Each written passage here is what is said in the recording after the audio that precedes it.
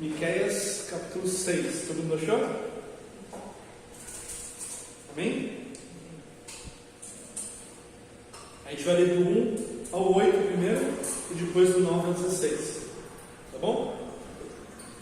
Diz assim: escutem agora o que diz o Senhor. Levante-se, defenda a sua causa diante dos montes, e que as colinas ouçam a sua voz. Os montes escutem a controvérsia do Senhor, e vocês, duráveis fundamentos da terra, prestem atenção, porque o Senhor tem uma controvérsia com o seu povo, e entrará em juízo com Israel. Meu povo, o que foi que eu lhes fiz? E como foi que eu o levei a ficar cansado? Responda. Pois eu o tirei da terra do Egito, e o resgatei da casa da servidão, e enviei adiante de você Moisés, Arão e Miriam. Meu povo, lembre-se do que Balaque, rei de Moabe, havia planejado, e do que Balaão, filho de Beor, lhe respondeu. Lembre-se também do que aconteceu desde Sintim até Gilgal, para que você conheça os atos de justiça do Senhor. Com que me apresentarei ao Senhor? E me inclinarei diante do Deus dos céus? Virei diante dele com holocaustos, com bezerros de um ano? Será que o Senhor se agrada com milhares de carneiros, com 10.000 ribeiros de azeite? Darei meu primogênito pela minha transgressão, o fruto do meu corpo pelo pecado da minha alma? Ele já mostrou a você o que é bom. E o que o Senhor pede de você? Que pratique a justiça, ame a misericórdia e ande humildemente com o seu Deus. Até aí, por enquanto.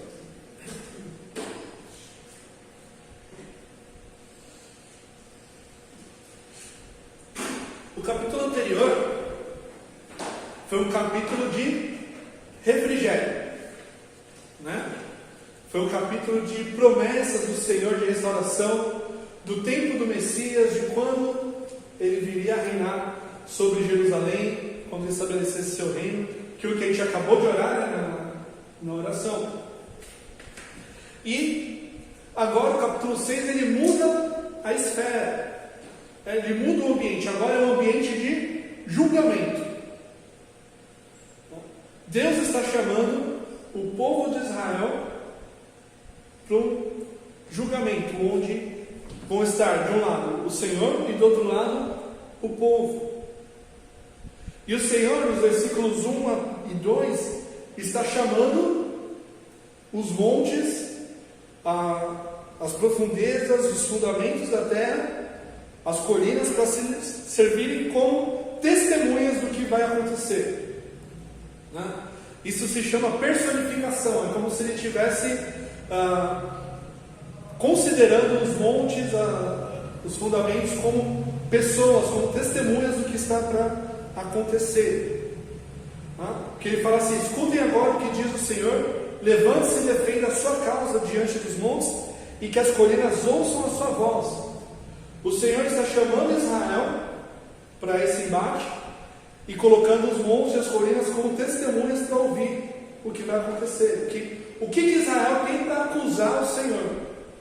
Os montes escutem a controvérsia do Senhor, e vocês, duráveis fundamentos da terra, prestem atenção, porque o Senhor tem uma controvérsia com o seu povo, e entrará em juízo com Israel.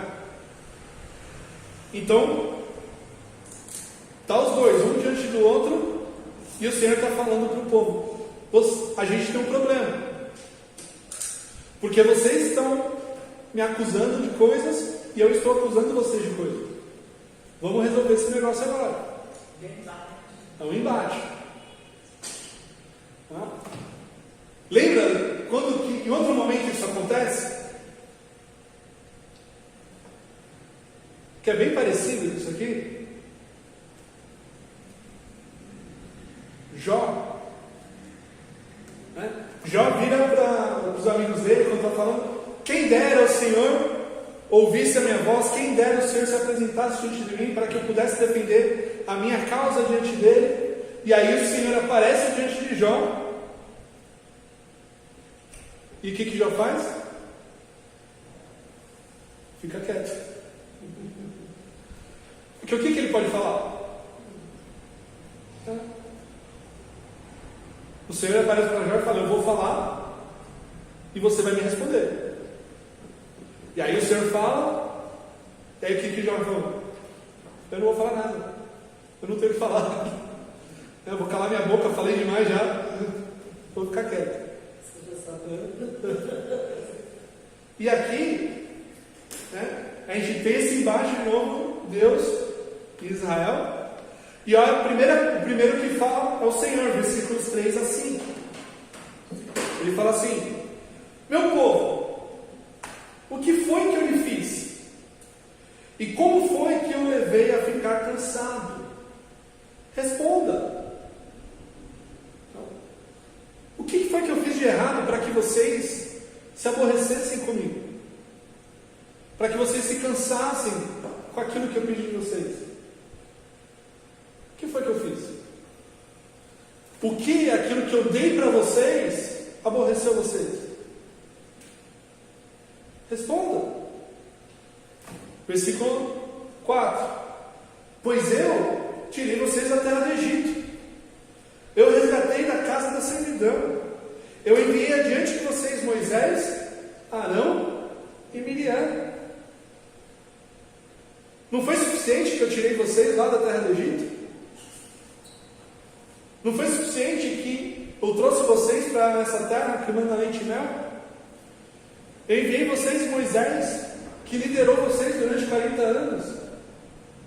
Eu enviei Arão, que era o intermediário entre vocês e eu. Eu enviei Miriam, que ensinou cânticos para vocês. Seus mal agradecidos. E não para por aí. Meu povo, lembre-se de que Balaque, rei de Moabe, havia planejado, e do que Balaão, filho de Beor, lhe respondeu. Lembre-se também do que aconteceu desde Sitim até Gilgal, para que você conheça os atos de justiça do Senhor. A gente leu isso lá em Deuteronômio 23 hoje. Estava falando de Balaão, né? Por que Moabe só poderia fazer parte de Israel depois da 10ª geração? Porque eles contrataram Balaão para profetizar contra o povo de Israel. E o Senhor está lembrando o povo de novo. O que eu fiz quando isso aconteceu? Eu transformei a maldição em bênção. Eu não permiti que a vontade do rei de Moabe prevalecesse. Eu não permiti que aquele vigarista do Balaão profetizasse contra vocês. Pelo contrário, tudo aquilo que ele falou foi bênção. Por quê? Eu mandei que ele falasse bênção. Desde o princípio eu tenho cuidado de vocês. Mas a gente tem uma aliança, não tem? E essa aliança diz que enquanto vocês andarem comigo, eu vou abençoá-los. Mas se vocês não andarem comigo, eu vou abençoá-los. O que está acontecendo é culpa de quem? De vocês mesmos. Eu fiz tudo isso por vocês e poderia fazer muito mais. E aí no versículos 6, 7 e 8 é o povo de Israel que está respondendo. Ainda é a palavra do Senhor, mas como se fosse a única resposta que o povo poderia dar para o Senhor. Com quem me apresentarei ao Senhor? E me inclinarei diante do Deus dos céus. Ou seja, o que eu posso apresentar ao Senhor? O que eu posso dar para o Senhor, para o Deus excelso, que tem tudo? O que eu posso apresentar para o Senhor? O que eu posso dar para o Senhor que Ele já não tenha? Que já não seja dele? E aí ele faz as perguntas. Virei diante dele com holocaustos, com bezerros de um ano? Adianta? Alguma coisa é isso? Não. Será que o Senhor se agrada com milhares de carneiros, com 10.000 ribeiros de azeite? O Senhor se agrada disso? Serve de alguma coisa para o Senhor isso? Darei o meu primogênito pela minha transgressão, o fruto do meu corpo pelo pecado da minha alma? Isso era algo que o povo de Israel estava fazendo. Eles estavam oferecendo os filhos dele em sacrifício a outros deuses. Será que o Senhor se agrada disso? Não. Resposta sempre não. Ele já mostrou a você o que é bom. E o que o Senhor pede de você?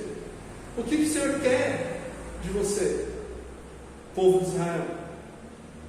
Que pratique a justiça, ame a misericórdia e ande humildemente com o seu Deus.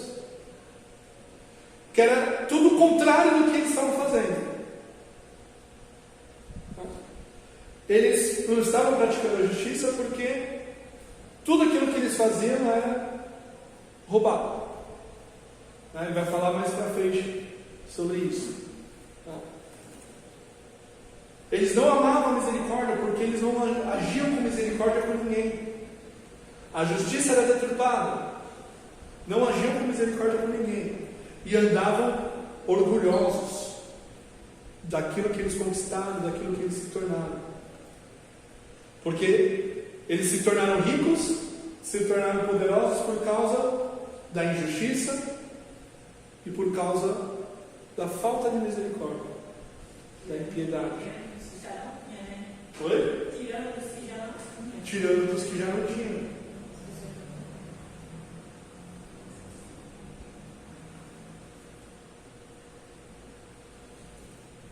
Eles estavam acusando o Senhor de não cumprir com as promessas dele. As promessas de bênção, as promessas de prosperidade. Porque eles estavam vendo que eles iam ser atacados pelos assírios. E Miqueias estava profetizando que além dos assírios, os babilônios iam vir para cima deles. E eles estavam acusando o Senhor de falhar com suas promessas. Mas olha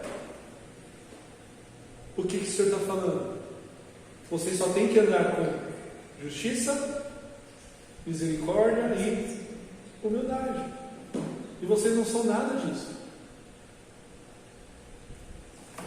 Quem que está ganhando esse embate? O Senhor. Porque Ele está mostrando para o povo a hipocrisia deles. Eles estão falando que eles são fiéis ao Senhor, que eles oferecem sacrifício para o Senhor, que eles cumprem com tudo aquilo que o Senhor está exigindo.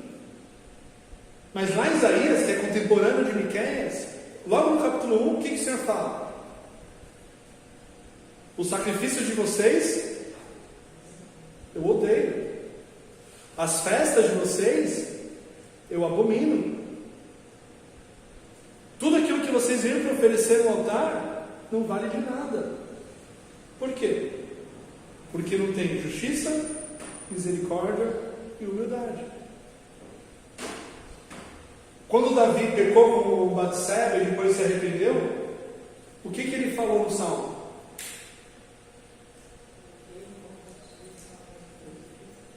Antes disso,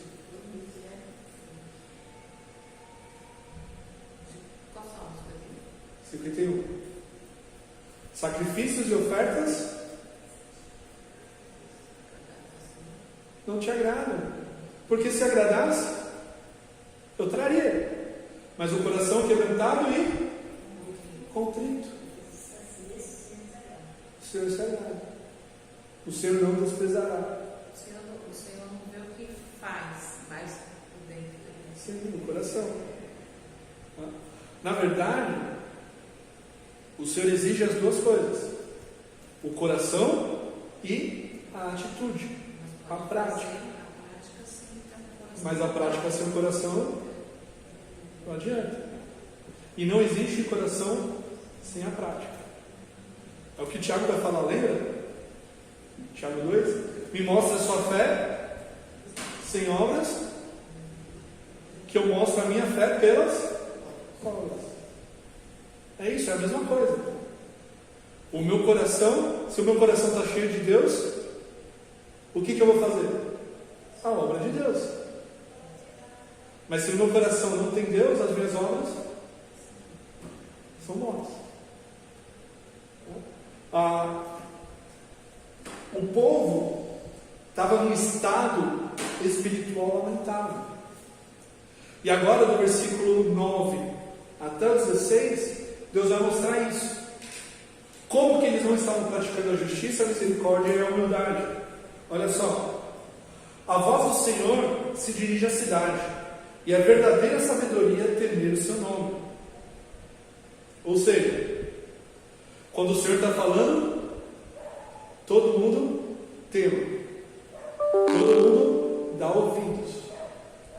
Escutem, ó tribo, e todos os moradores. Ainda se encontram na casa dos ímpios os tesouros da impiedade e a medida falsa que eu detesto. É uma pergunta.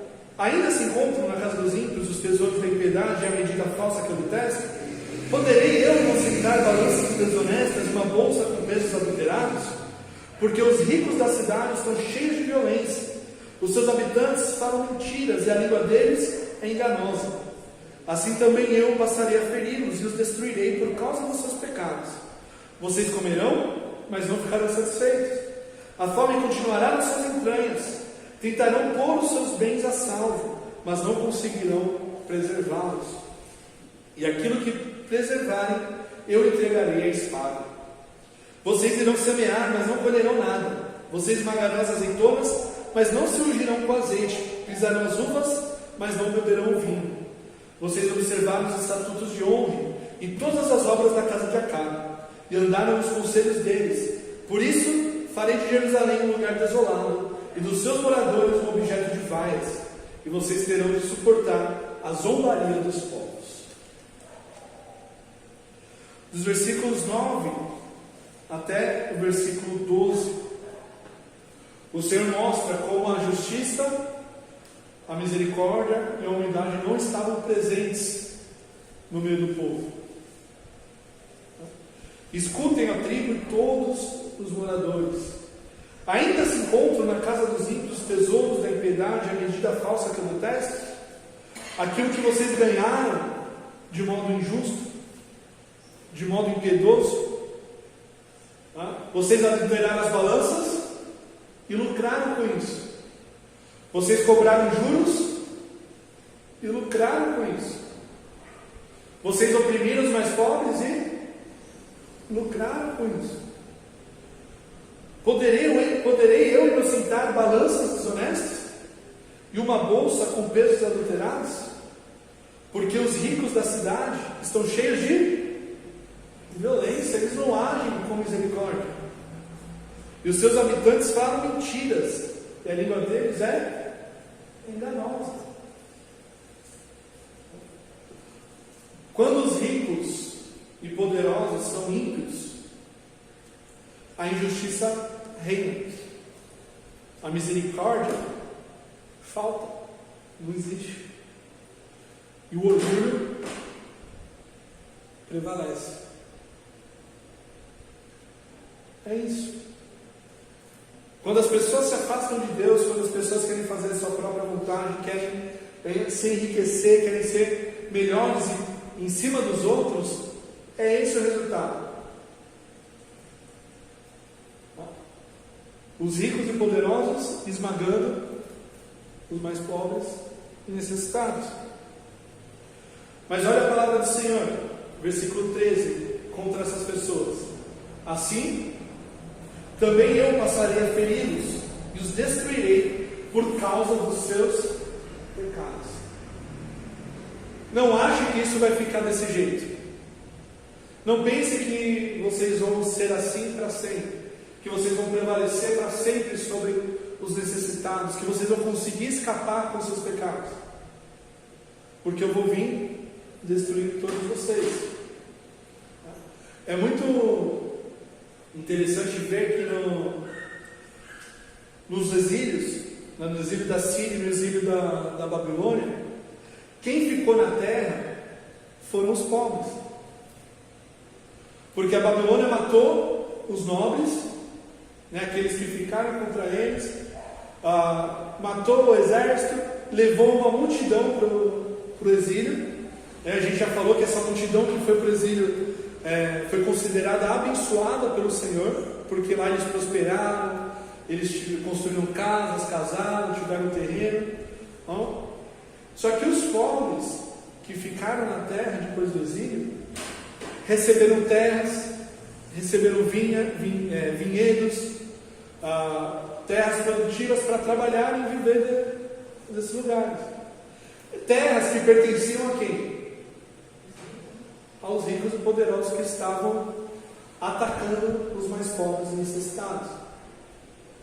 Esses foram os escolhidos para ficar com a terra, para cuidar da terra. Ali. A justiça perfeita pelo Senhor. Versículo 14: vocês comerão, mas não ficarão saciados. A fome continuará nas suas entranhas, tentarão pôr os seus bens a salvo, mas não conseguirão preservá-los. E aquilo que preservarem, eu entregarei à espada. Quando os inimigos vierem, eles vão levar tudo. Vocês irão semear, mas não colherão nada. Vocês esmagarão as azeitonas, mas não se ungirão com azeite. Pisarão as uvas, mas não beberão os vinhos. Eles vão trabalhar, mas não vão ter nada pelo fruto do trabalho. Vocês observaram os estatutos de Omri e todas as obras de Acabe e andaram nos conselhos deles. Quais são os estatutos de Omri e as obras de Acabe?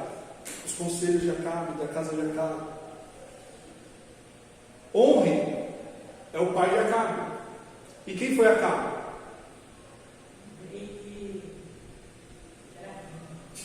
Considerado o pior rei de Israel. Era casado com quem? Jezabel. Ele era tão ruim que lá em Apocalipse é usado o nome dela para falar sobre a religião dos fins dos tempos, da maldade dos fins dos tempos. E Acabe foi o rei que mais trouxe idolatria para dentro de Israel. Foi contra ele que Elias e Eliseu falaram. E Miqueias está falando: vocês estão seguindo os passos desses pecadores, desses homens que foram os piores reis de Israel. Por isso, farei de Jerusalém um lugar desolado, e de seus moradores um objeto de vaias, e vocês terão de suportar a zombaria dos povos. As promessas de Deus para Israel, lá em Deuteronômio, as bênçãos, é exatamente o contrário de tudo isso. Porque o Senhor falou para eles: vocês vão plantar e vão colher.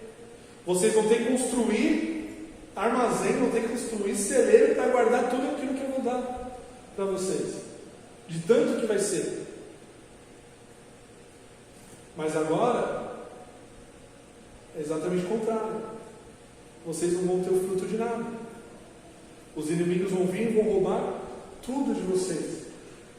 Quando os outros povos viessem até vocês, era para conhecer o meu nome, pelas bênçãos e pela grandiosidade que vocês teriam. Mas agora eles estão vindo para saquear e zombar de vocês. Ao invés de vocês agora serem a cabeça das nações, vocês vão ser a cauda. Que é que ele fala ainda no Deuteronômio 28. Ao invés de vocês emprestarem, vocês vão ter que tomar emprestado. Ao invés das nações virem até vocês para receber bênçãos, para conhecer o meu nome, para serem edificados, as nações vão vir para vocês para saquear, porque vocês não vão conseguir resistir. O pecado da nação levou eles a nada.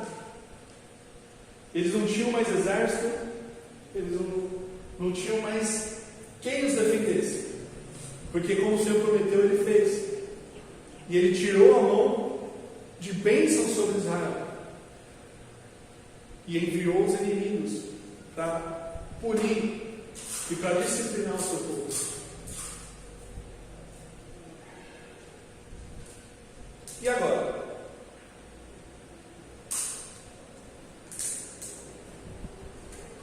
A gente sabe que Deus não deixou o povo de Israel desse jeito, que Ele restaurou depois o povo.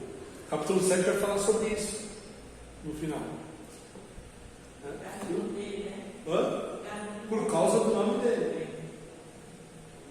Ele não vai deixar e não vai permitir que o nome dele seja jogado na lama. Mas através da disciplina do povo, Ele vai restaurar a nação. Cada um de nós passa, eventualmente, na nossa vida por situações assim. Se a gente se esquece do nome do Senhor, se a gente olha mais para o nosso umbigo do que para a justiça, para a misericórdia e para a humildade. E a disciplina do Senhor vem. E a gente tem que lembrar que a disciplina do Senhor ela é feita com amor, com justiça, com amor. Por quê? Porque Ele vai nos tratar. Ele vai olhar para a nossa vida e vai nos moldar a sua imagem. Não é o que diz lá em 2 Coríntios 3,18?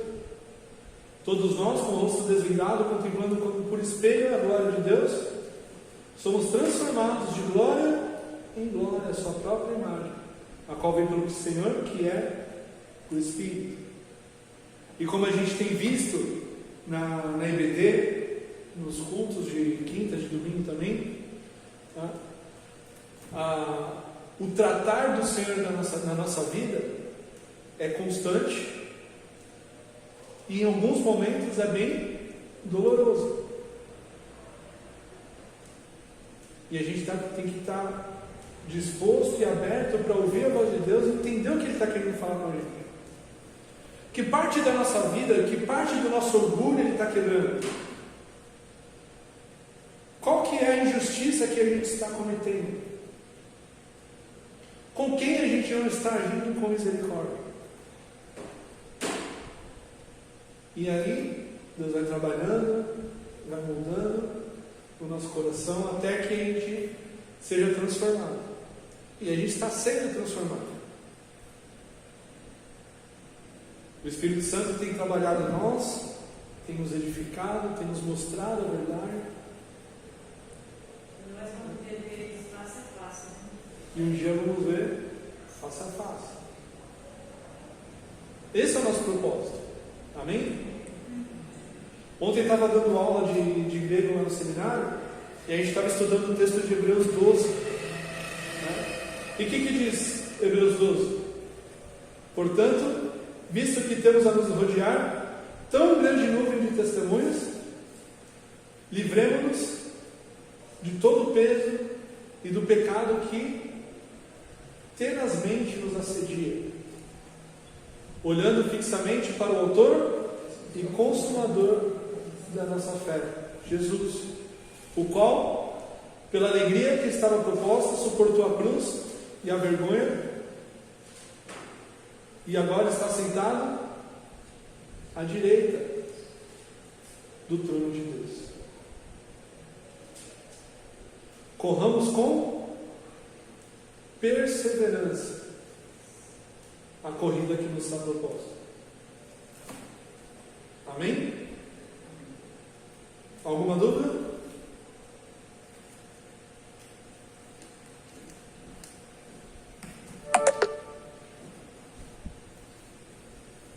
Não?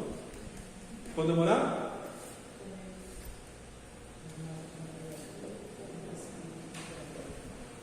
Pai, muito obrigado pela tua palavra, que nos edifica, que nos ensina, que nos exorta, que nos consola. Muito obrigado pelo teu cuidado, que é diário na nossa vida. Muito obrigado, porque podemos ver na tua palavra a tua vontade para nós. Nos ajude a entender, Senhor, tudo aquilo que temos vivido individualmente e também como igreja, Senhor, para que possamos te glorificar, possamos te engrandecer em tudo aquilo que a gente fizer. Que as nossas atitudes expressem aquilo que está no nosso coração. E que o nosso coração esteja sempre cheio de Ti. Sempre cheio do Teu amor, da Tua graça, da Tua misericórdia, da Tua justiça e da Tua humildade. Que possamos, Senhor, levar o Teu nome aonde o Senhor quiser. Nos guarda de todo mal e nos prepara, Deus, para nos encontrarmos novamente nesse domingo. Para a honra e glória de Tua No nome de Jesus. Amém.